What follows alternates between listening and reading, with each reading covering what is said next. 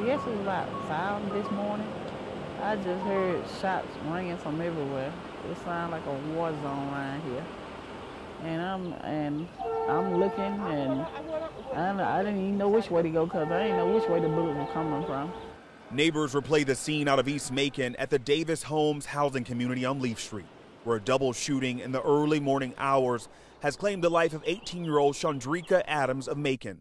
The shooting also leaves a 16-year-old male victim recovering from a gunshot wound to the leg. It's just ridiculous. 18 years old, don't even know what life is about. It's sad. It's just sad. Sheriff's investigators say the two teens were sitting outside in front of an apartment in this Jeep when it all unfolded. A street scattered with bullet casings. Neighbors say this has become all too familiar. Well, gunshots have gotten kind of regular around here. But other than that, it used to be a quiet neighborhood. Investigators worked the scene for hours, and as the sun rose over East Macon, from just 1 block away, there came a sound of hope for a better tomorrow. Wilbur Johnson says he lost a student of his own just over 2 weeks ago in Macon to gun violence. He says he plays his trumpet to share a reminder. Maybe to remind us that there's something else. You know, there is a God, and we need him. And we need it bad. You don't want to see your babies destroyed in the streets like this, man. Something has to happen. Man. Investigators have made no arrest in the shooting, which now marks Macon's 16th homicide in just 5 months. Neighbors say there's no fear, just faith. And I still feel safe because God is my protecting shield. We've survived everything else, and we will survive this too. But we got to reevaluate our approach. In East Macon, Tavares Jones, WGXA News.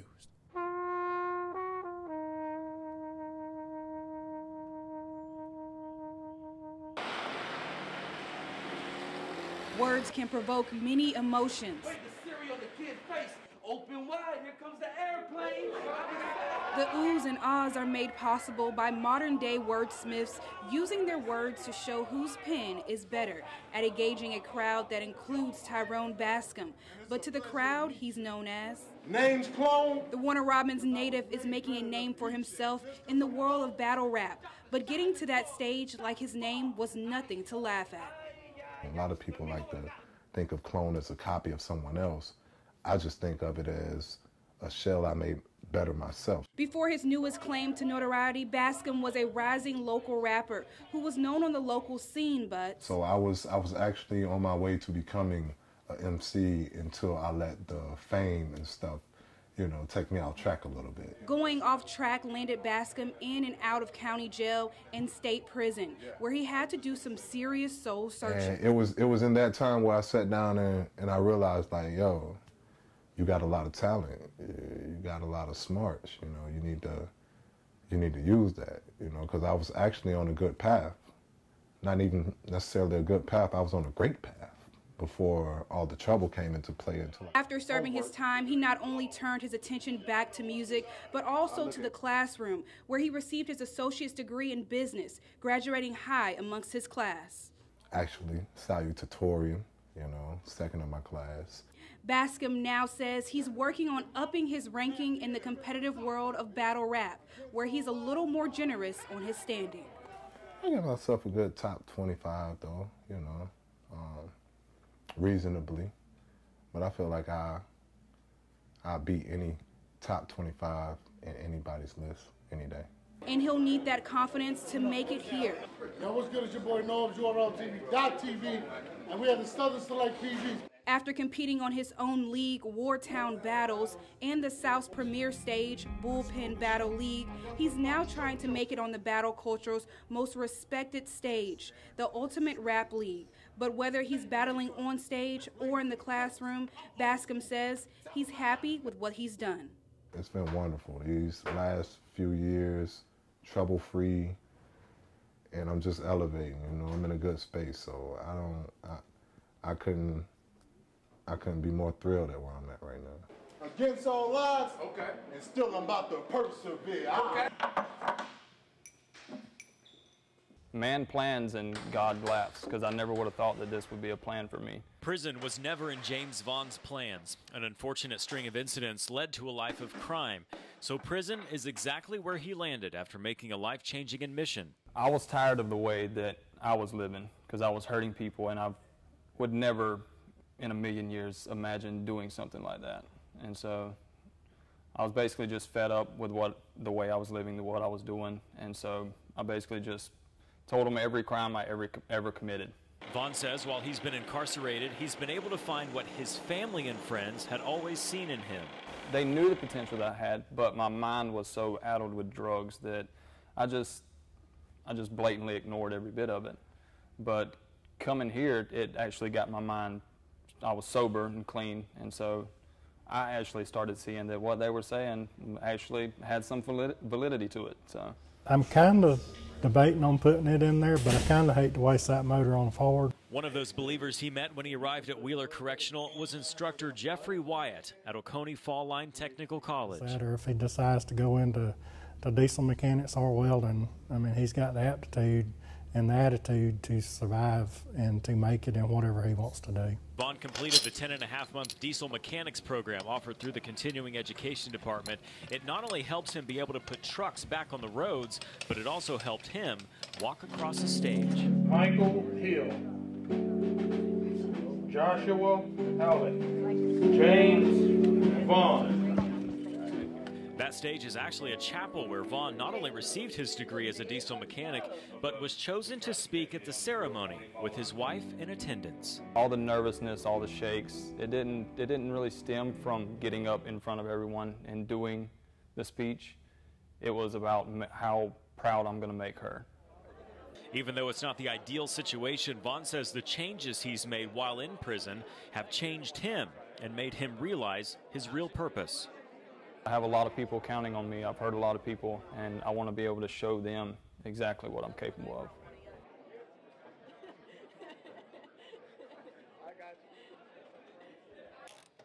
of. How far do you want me to take them off? Just like we did yesterday. Restoring a piece of history is a family thing for Aaron Robinson and his son Glenn. But for others, this B-17 Flying Fortress is making stories of the past come to life. We got to read everything that he told us about and see everything. And then the plane.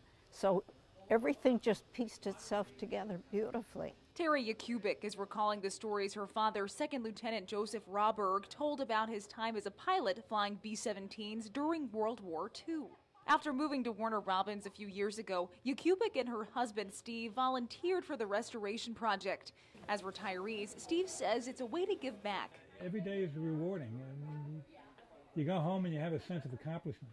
Their assignment was to restore the bombardier section of the aircraft, which Terry admits she was not the most qualified for. See, you are talking to a retired elementary school teacher with no skills for aircraft reconstruction. But she says she's leaned on her husband and other volunteers. She says the project gave her a chance to be with her father again.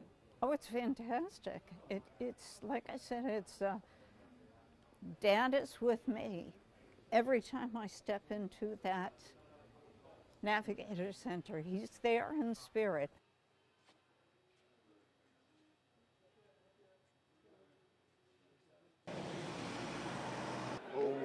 Wait till the sun shines, Nelly, when the clouds go drifting. Looking good!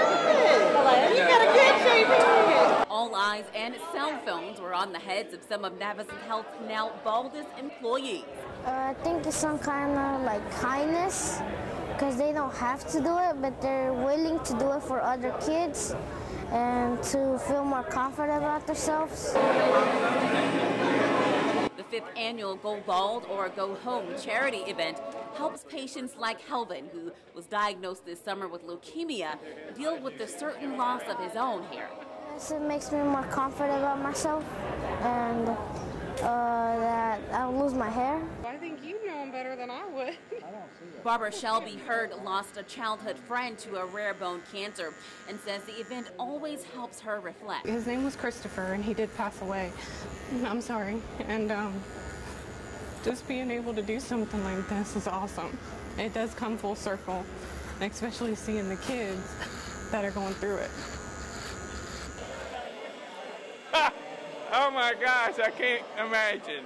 Even though it's not easy to voluntarily give up your hair, Scott Daniels hopes this stops one idea young patients face while fighting cancer. Hopefully it'll also show the children that you're not defined by your hair. In Macon, Nicole Williams, WGXA News. All right. Hey, yo, we need to glue this. We need to glue this. We need some tape. So far this year, we've learned parts of the engineering design process, which we have up on the wall here, which is ask, How the whole thing gonna stand up now? imagine, plan, create, improve. And what we're trying to teach them is to be problem solvers. You're working as a team. It all comes back to you planning.